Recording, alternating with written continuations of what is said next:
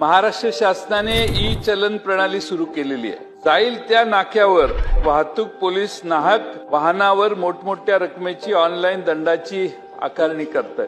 Motor परिवहन कायदा कलम 132 नुसार पोलीस उपनिरीक्षक पेक्षा कमी दर्जाच्या अधिकाऱ्याला वाहनाची कागदपत्र तपासण्याचे अधिकार नाहीत। असे असताना सर्रास पोलीस कॉन्स्टेबल हवालदार देखील कागदपत्राची मागणी करतात, वाहतूकदारांना त्रास देतात। आता तर पोलिसांना मदतीसाठी ठेवलेले महाराष्ट्र सुरक्षा रक्षक मंडळाचे कर्मचारी देखील गाड्या थांबवून कागदपत्राची मागणी करतात आणि मग कागदपत्र नसली तर बाकीच्या सगळ्या अपेक्षा करतात। शेजारचं गोवा राज्य आहे, प्रमोद सावंत साहेब तिथं मुख्यमंत्री आहेत। ते असंच चालू झाल्यावर पर्यटनावर परिणाम व्हायला लागला। पर्यटनावर परिणाम व्हायला लागल्यावर त्यांनी सगळंच बंद केलं। आता गोव्यात कोणत्याही चौकात पोलीस ई चलन लावू शकत नाहीत। जिथं ई चलन आकारले जातील तिथं एक वरिष्ठ अधिकारी उपस्थित असतो तरच ई चलन आकारलं जातं। अध्यक्ष महोदय, शेजारच्या राज्याने केलंय, आपणही त्याचा वापर करावा। राज्यातील जवळपास 10 पेक्षा अधिक संघटनांचे प्रतिनिधी या संदर्भात